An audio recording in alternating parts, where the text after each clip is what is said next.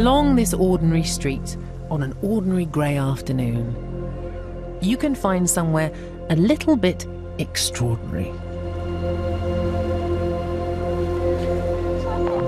Ebbie-Roud is a place where people come together to take photos of themselves and post them online. But you don't have to take my word for it. Because an open source CCTV camera monitors this crossing 24/7. Which means you can watch for yourself and tunnel in to an alternative view of reality. It's not just with videos and images and social media posts. Often without even realising, we are creating a minute-by-minute record of almost everything that happens across the globe. And if you dig hard enough, it's there for anyone to find. I'm Professor Hannah Fry, a mathematician and writer. I study patterns in human behaviour and the algorithms that dominate our lives. So does this vast ocean of data in the internet age make our population safer? Or does the death of privacy leave us dangerously exposed?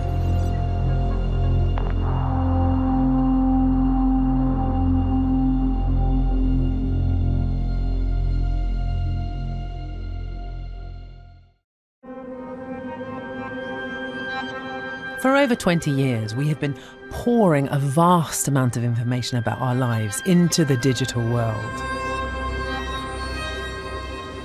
Every time that you send a message on your phone, every time that you open up an app, pretty much every time that you touch the screen, you are leaving behind little breadcrumbs, tiny little data signatures about where you are and what you're doing. Every online shop, every cookie agreement you angrily accept, every conference you attend or mailing list you sign up to, they all contain subtle clues about your life. By now, we all know that this is the way that personalised ads are built. But it's not just the information that is deliberately collected that can be revealing. We are willingly and often unknowingly handing over our details from all kinds of sources. Even an innocuous image can give away more than you might realise. Let's say that you wanted to work out where I am right now. There is actually enough information to do that just in this image alone. This is something called geolocation. It's one of the most important techniques that internet sleuths will use. And it's about picking up on the visual cues in an image that's been posted to social media to pinpoint precisely where that photograph or video was taken.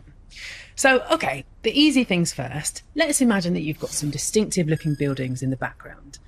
What you can do is something called a reverse image search, where you trawl through the entire internet to see if anybody has ever uploaded a photograph of that same building before. Plug sockets will tell you what country an image was taken in. Road signs and signposts will help you. Even the species of tree will help you to narrow things down. And once you know where something was taken, you can then use the length of shadows to work out what time of day it would have been. You don't have to do these calculations yourself, by the way. There are free online tools that will do this for you. And one of these clues on its own might not be particularly persuasive evidence. But once you start layering this up, piece by piece by piece, it becomes irrefutable. This is something that you cannot fake. You know exactly where and when a photograph was taken using nothing more than quite a lot of free time and an internet connection. So, you might be asking, why does it matter if someone can work out where I am? Well, maybe mostly it doesn't. Unless someone were to want to target you. Because in the wrong hands, this kind of information can lead to particularly nasty forms of harassment. The last decade has seen a notable rise in doxing attacks. These often start with an online spat, but then people will run internet searches to uncover personal information on their perceived enemies, share it online, and encourage others to cause harm. Some see doxing as a form of vigilante justice to identify bullies and outlaws. but others warn of a mob mentality that can destroy the lives of victims. And the more personal the data, the more sophisticated the attacks. The aggressors will join social media groups or infiltrate online clubs that their targets are connected to, but then spread false accusations against them until the victim is attacked and rejected by those around them. And the attackers can target people in the real world too, calling the authorities with false threats of violence that lead to armed police storming a victim's house, a technique known as swatting. In some cases, these stories have tragically ended with the victims dying or committing suicide, their deaths cheered by gloating trolls in online chat forums. These cases of extreme abuse are shocking, but so far they're mercifully rare, not least because of the labour-intensive efforts involved in the attacks. And yet, while disinformation and harassment is usually driven by people, there are concerns that artificial intelligence has the potential to find your data and manipulate you completely automatically.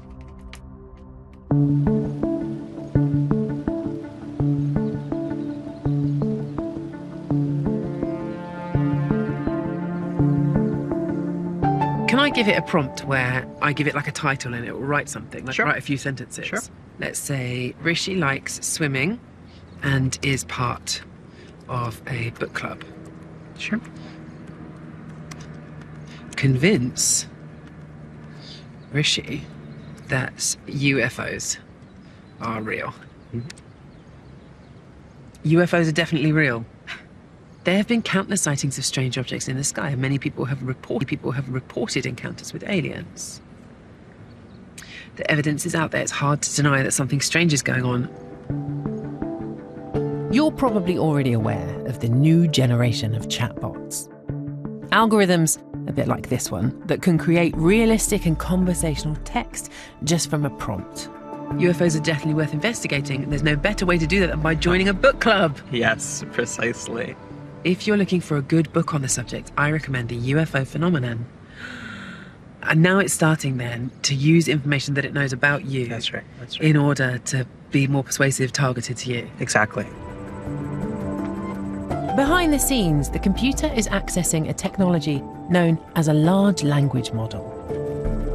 Rishi Bomasani studies the benefits and dangers of these kinds of algorithms. The data the model is trained on is many thousands of human lifetimes worth of text, right? Totally unfathomable amount of language, Okay, you read all of the internet, Correct.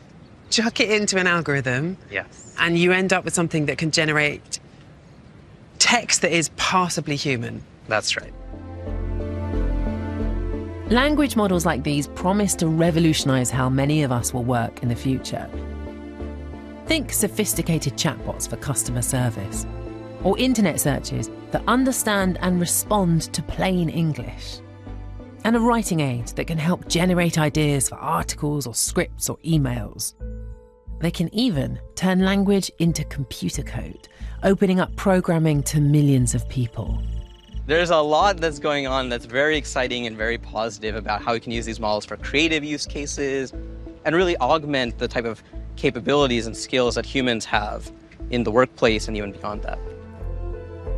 But they can't tell the difference between truth and fiction, which means there are limits on how far they'll go to replace jobs such as lawyers or doctors that need human supervision to make sure the facts are right.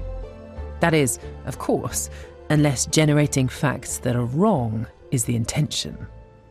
They unlock something that disinformation actors have never had before, the ability to generate text at scale.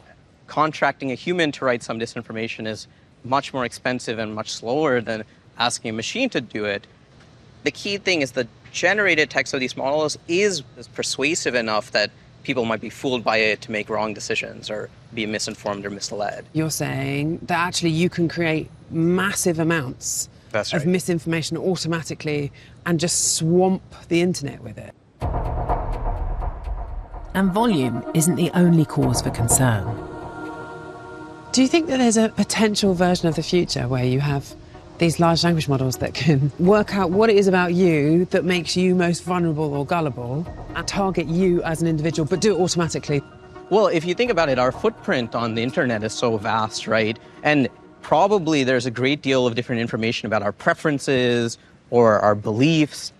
It's not just enough to make persuasive text or fluent text. You really want to target the people that you're trying to mislead, trying to convince them of a different opinion. You could think about spam or fraud or all of these other malicious acts that people can do by using the data you already are making available about yourself. There is no undoing of the personal data that we have willingly or unknowingly put out online. But as the technology advances, the data already unleashed becomes more potent over time, not less. And it falls to projects like Rishi's to try and find ways to limit the harms while keeping the benefits. All of that data on the internet creates this really interesting technology, but also poses a very natural question. How should society benefit from these technologies in a broader sense than they are currently? And how do we ensure that they're being used in an ethical way? Let's ask it, should I be worried about large language models and their ability to automate harassment in the future? Whew. Let's do it. Yes, it says you should be worried about large language models and their ability to automate harassment in the future. Okay, I'm going to go with why. Yes. Large language models are able to generate text that is very realistic and can be used to create believable targets for harassment. That's precisely the kind of concern we'd be worried about. Think back to the playbook of the online trolls. Find personal data, use deception, blur the lines between digital and reality. And now imagine being able to do that automatically. Not just to troll, but for spam, for fraud, even for political gain. If you can create a targeted circle around one individual automatically, then you can do it around every individual in a country. And you can create fragmented realities that splits a country apart without ever having to shoot a weapon. And that I think is quite a concerning future.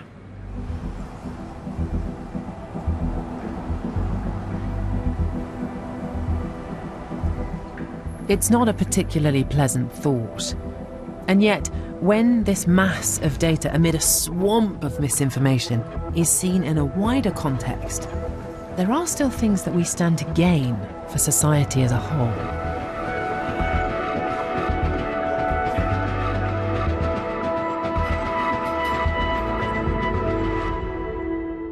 This is Ukraine. Each circle on the map represents an incident in the ongoing conflict where civilians have been injured or killed. This is open source data being used to document potential war crimes as they happen. What we wanted to do from day one of the Ukraine conflict is collect information that's publicly available to anyone, like social media posts to satellite imagery, confirm where these videos were taken, and then put it onto a database and make that accessible to people who could use them. NGOs, human rights organisations, justice and accountability bodies. Elliot Higgins is the founder of investigative journalism organisation Bellingcat. They call themselves an intelligence agency for the people. It's digital forensics, but using photographs and YouTube videos and geolocation as evidence. It all started as a hobby for Elliot just over 10 years ago, but has now evolved into a group of over 30 staff who collate data to fight for truth and justice.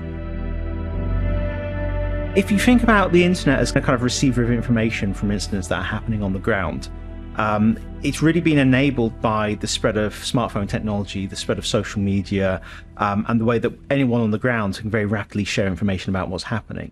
It is very hard to hide things now because very often there's people capturing imagery of it. Even when it's something that may not be directly captured through a video or a photograph, you have satellite imagery covering the whole world at the moment. For example, in Mariupol in Ukraine, when there was a theatre that was full of civilians that was bombed by Russia, and we could see on the satellite imagery that clearly there was children in very large letters written outside the building before it was bombed, yet they still chose to bomb that location, where they made a specific choice to do something that was a crime. And that can be very important when we're working on things like accountability. So is that the ultimate point, is that you want to make sure that people are held accountable when they commit war crimes, for example? Yeah, absolutely. And accountability can come in many different forms. One of Bellingcat's most famous investigations linked Russia to the downing of Malaysia Airlines Flight 17. Using videos and images on social media, they traced the journey of the suspected missile launcher back across separatist borders to a Russian air defense base, even cross-referencing dents in the machine's side skirts to ensure that it was the same vehicle. Now, alongside documenting possible war crimes, they're investigating propaganda and misinformation around the conflict in Ukraine. From day one of this conflict, there's been a community that's ready to debunk disinformation.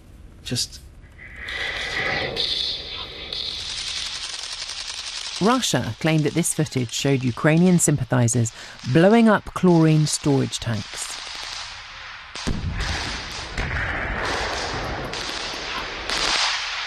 This video was actually claiming to show saboteurs working for the Ukrainians attacking chlorine tanks, trying to start a chlorine leak to poison loads of people in the separatist territories. Elliot and his team found clues hiding in the metadata of the video itself, including something suspicious in how the file was made. This is the project path that it was created in. And you'll notice the date is from a year ago. And you also notice this.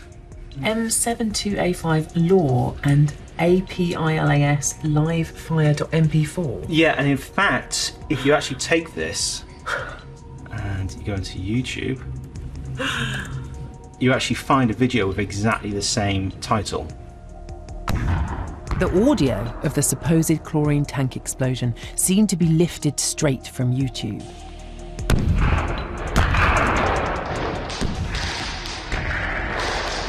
Even the audio waveforms matched up. Bellingcat say that the video was a total fake. We think they recorded the video a year ago because the project folder's from 2021, then got the explosion noise from here, edited it over. It was meant to be enough to kind of feed into a narrative that the Ukrainians would be willing to use chemicals to attack people.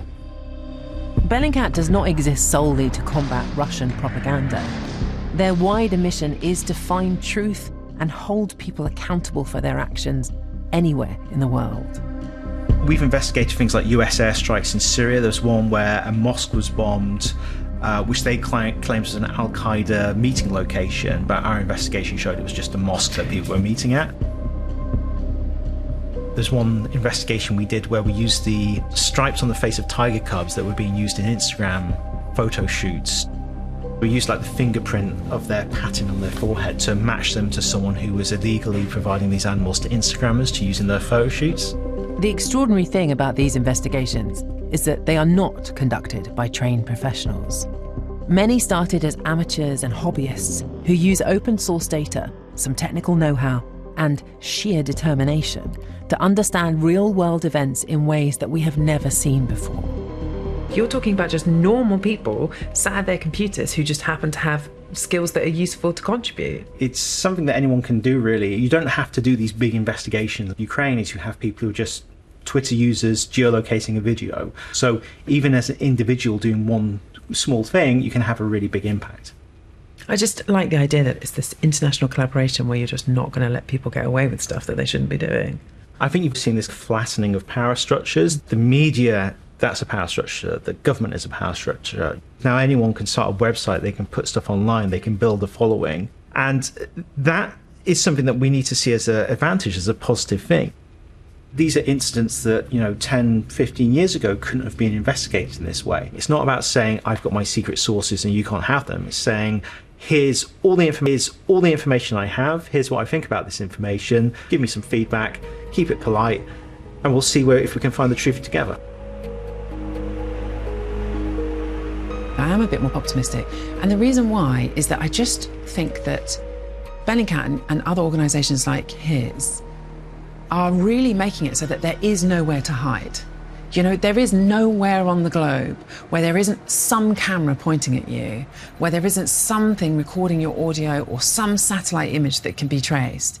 And I think the consequence of that isn't just that we have more information, it's that actually we as individuals have power now.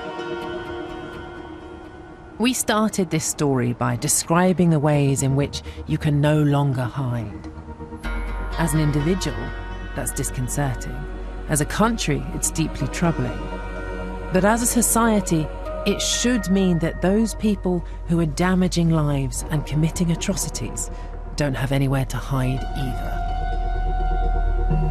There is no way to put the genie back in the bottle. I think there is no undoing the extent to which we have structured all of our communication with one another in a way that leaves us open to exploitation. But then I am cheered by individuals who are taking a stand and using these same techniques to counter misinformation and to protect ourselves, really. Yeah, sure. We're not anonymous anymore. But I can't help but feel as though maybe we've gained just as much as we've lost.